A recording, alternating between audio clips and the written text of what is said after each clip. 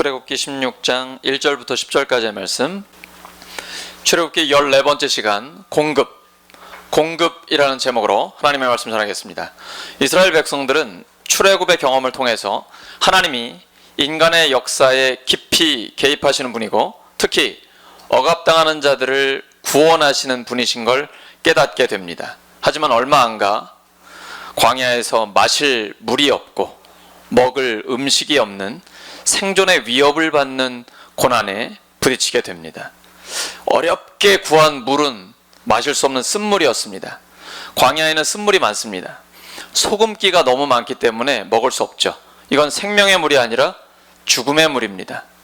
당장 마실 물이 없고 목말라 죽겠고 먹을 음식이 없어 배고파 죽겠는 그 상황, 먹고 사는 문제에 부딪혔을 때에 하나님께 원망이 나오는 거죠. 눈에 보이지 않는 하나님께가 아니라 눈에 보이는 사람인 지도자들 모세와 아론에게 원망을 합니다. 근데 이 원망은 우리가 입장 바꿔놓고 생각하면 우리라면 그러지 않을까요? 당장 먹고 살기가 힘들고 며칠 있으면 죽을 수도 있는데 원망스럽지 않을까요? 왜 하나님 저희를 꺼내셨습니까? 출애굽을 시키셔서 비록 자유는 얻었지만 굶어 죽게 생겼습니다. 목말라 죽겠습니다. 우리보다 훨씬 더 열악한 광야, 사막지대의 환경입니다. 하나님 너무 원망스러운 거죠. 하나님께 버림받은 것 같고 배신하신 것 같고 모세는 우리 괜히 끌고 나와서 이 고생을 시킨다고 이 자리에서 죽게 생겼다라고 그런 상황입니다.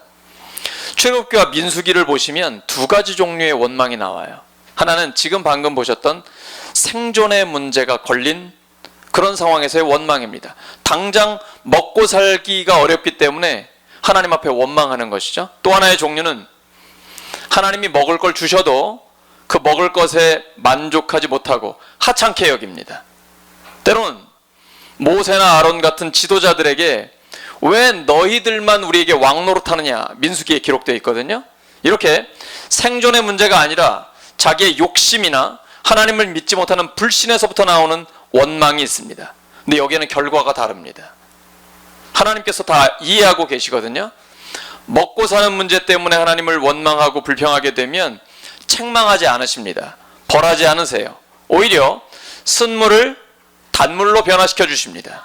그리고 당장 먹을 게 없을 때는 만나와 메추라기를 주셔서 일용할 양식을 공급해 주십니다. 그런데 하나님을 불신하거나 하나님이 세우신 지도자들에게 대해서 도전하거나 아니면 하나님이 공급하신 것을 하찮게 여겨 사치를 부리거나 탐욕을 낼 때는 하나님이 엄하게 벌하십니다. 재앙을 내리셔요.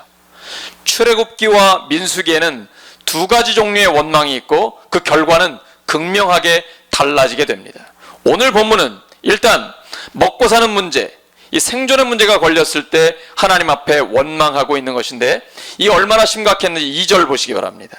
이스라엘 자손 온 회중이 그 광야에서 모세와 아론을 원망하여 모든 사람들이 이구동성으로 하나님 앞에 원망할 정도로 심각한 문제입니다. 그래서 하나님 앞에 하나님 좀 도와주시라고 지금 죽을 것 같으니까 절망 가운데 하나님의 구원하심을 호소하고 있는 그러한 원망입니다. 여기에 대해서는 하나님께서 책망하지 않으셔요. 그리고 4절에 오히려 해결책을 제시해 주십니다. 4절입니다. 하나님께서 지금 책망 한마디 안 하시죠? 해결책을 주십니다. 날마다 일용할 양식을 주시겠다는 겁니다. 하나님의 은혜죠. 근데 오늘날도 보시면 이 광야 지역에 만나가 있습니다.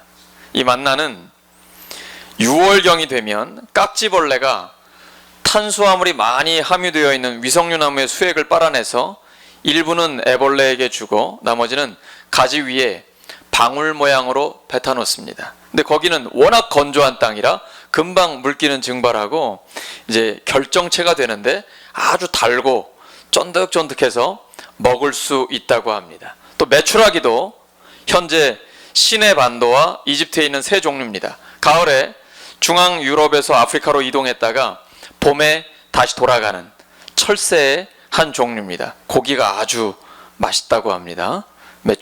메추라기 지금도 있는 것입니다. 그러니까 하나님이 만나와 메추라기를 주셨을 때는 이미 자연에 있는 것들을 새로운 먹거리로 제공해 주신 것입니다. 물론 만나가 적절한 시간에 내렸고, 그리고 광야 생활이 몇 년이었습니까?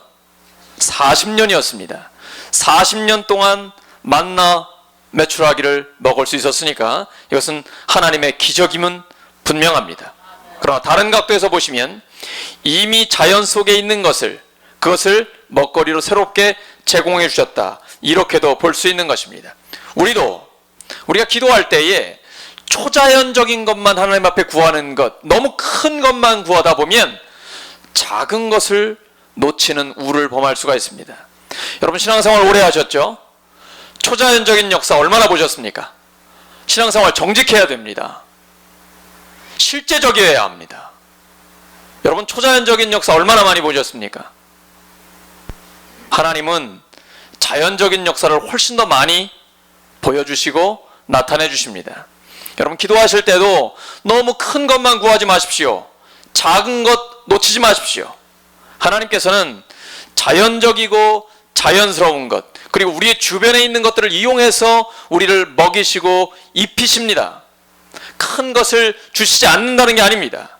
그러나 큰 것과 작은 것 함께 하나님 앞에 구할 수 있어야 하고, 그리고 우리의 생명을 유지하고 우리에게 은혜를 주시는 하나님의 역사하심을 작은 것에서 발견할 수 있는 영적인 감각이 있어야 합니다. 모든 것이 하나님이 주시는 하늘 양식입니다. 한 가지 우리가 여기서 볼 수 있는 게, 만나를 일용할 양식으로 주셨는데 거두는 건 누가 해야 합니까? 다시 한번 보시기 바랍니다. 4절입니다. 하나님의 은혜로 만나를 주십니다. 날마다 내립니다. 거두는 거는요? 네, 하나님께서 우리의 입에 넣어주시는 게 아니고 거두는 것은 사람이 해야 합니다. 하나님께서는 사람이 할 일을 꼭 남겨두십니다. 그렇다고 내가 피땀 흘려서 일해서 번 것이니까 다 내가 한 것입니까? 건강 누가 주셨나요? 공기 누가 주셨습니까? 모든 조건을 누가 허락해 주셨나요? 우리는 하나님이 주셨다고 믿습니다. 하나님이 주신 건강과 환경, 그리고 하나님께서 허락하신 이 모든 것 속에서 우리에게 힘을 주시기 때문에 피땀 흘려 일할 수 있는 것이고, 거기에서 하나님이 우리에게 모든 것을 공급해 주시는 것이죠. 하나님께서 하시는 일이 있고, 그리고 반드시 사람이 해야 할 일이 있습니다. 하나님의 섭리, 인간의 책임, 이 두 가지를 함께 기억해야 합니다. 하나님께서는 6일째 되는 날은 특별히 2배를 거둘 수 있게 해주셨습니다. 왜 그러셨을까요?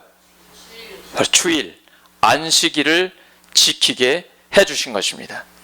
6일째 되는 날은 2배를 거두게 해주셔서 7일째 안식일에는 편안하게 쉬게 하셨습니다.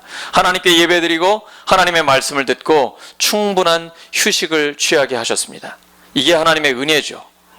일하지 않아도 먹고 살 수 있게 해주셨습니다. 오늘날로 말하면 토요일에는 2배를 거두게 해주셔서 주일은 하나님께 예배드리고 편안하게 쉬어도 충분히 가능하게끔 하나님께서 주셨습니다. 이것이 바로 하나님의 은혜라는 상징적인 의미, 하나님의 신비로운 역사입니다. 안식일, 주일은 하나님의 선물입니다. 하나님께서 모든 것을 공급하신다는 것을 주일을 통해 우리에게 보여주시는 것입니다. 내가 노력해서, 내가 땀 흘려서 벌어서 먹고 사는 것 같지만 그 모든 것이 하나님의 은혜라는 것을 우리에게 보여주시는 것이죠. 그래서 주의를 지킬 수 있는 것은 하나님 앞에 믿음에 있을 때 가능한 것입니다. 모든 것이 하나님께로부터 왔다라는 확신과 믿음, 하나님의 선물이라는 것을 믿고 있을 때 하나님 앞에 쉴 수 있는 것입니다. 우리가 무조건 일만 한다고 되는 것이 아니라 하나님이 허락하신 주일에는 잘 쉬는 것, 정기적으로 쉬는 것이 훨씬 더 창조적으로 일할 수 있고 여유 있고 풍족한 삶을 누릴 수 있는 하나님의 선물입니다. 하나님께서 모든 양식과 생명의 양식을 우리에게 주시는데 그 하나님의 가르침을 따르면서 주기적으로 창조적인 쉼을 누리는 것, 이것이 진정한 행복입니다. 또한 그때에 하나님께서 주시는 창조적인 에너지를 공급받아서 더 여유 있고 풍족한 삶을 누릴 수가 있는 것입니다. 오늘 말씀 정리합니다. 하나님은 우리의 실제적인 필요를 공급해 주십니다. 출애굽은 예수님께서 우리를 위해 죽으시고 부활하신 구원의 하나님을 보여주신 것입니다. 출애굽의 하나님은 또한 공급하시는 하나님입니다. 실제적으로 만나와 메추라기를 주셔서 우리로 하여금 날마다 먹고 살 수 있는 일용할 양식을 주시고 우리에게 필요한 것들을 공급해 주십니다. 출애굽의 하나님은 억압으로부터 해방시킨 하나님일 뿐 아니라 굶주림으로부터 해방시켜 주신 실제적인 필요를 공급해 주시는 하나님입니다. 그런데 그 하나님께서는 굶주린 자들을 먹이시고 우리에게도 이 일에 동참하라고 불러주시고 계십니다. 신명기 15장 11절입니다. 하나님 말씀하신 것처럼 땅에는 언제나 가난한 자가 있죠. 어떤 조사에 보면 지구상의 3분의 2, 지구 전체 인구 중에 3분의 2는 가난과 굶주림 중에 있습니다. 우리는 보통 우리보다 잘 사는 사람, 잘 나가는 사람들과 비교할 때가 많습니다. 그러면 상대적 박탈감과 열등감에서 행복하지 못하게 됩니다. 근데 전체를 보면 우리보다 훨씬 못한 사람들이 너무나 많습니다. 가까이에는 북한에 있는 동포들이 너무나 가난하고 굶주린 가운데 있습니다. 정부 차원에서 지금 돕겠다고 이미 결정을 한 상태인데요. 여러 가지 생각이 많습니다. 그걸 왜 우리가 모르겠습니까? 저게 혹시 군대로 들어가지 않을까 하는 그러한 염려. 제대로 가난하고 어려운 동포들이 먹을 수 있을까? 이거 잘 모니터링을 해야 되는데 그런 생각 있잖아요. 그래도 가난한 자를 돕는 것은 하나님의 뜻입니다. 굶주린 자들을 도와야 합니다. 방금 우리가 읽었잖아요. 신명기 15장 11절.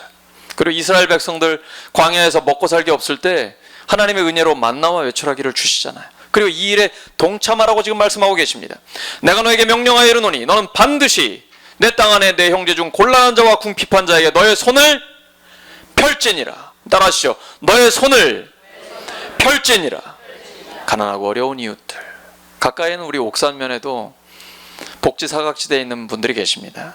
그래서 면사무소에 복지 담당자가 저에게 물어보는 거예요. 목사님, 옥산교회에서 도와주실 거죠? 어려운 거 도와주실 거죠? 제가 뭐라고 했겠습니까? 언제든지 당연하지, 말씀만 하시라고. 우리 교회 성도들이 항상 준비하고 있다라고 제가 얘기했습니다. 맞죠? 네. 하나님께서 우리에게 주신 말씀 우리가 실천하는 겁니다.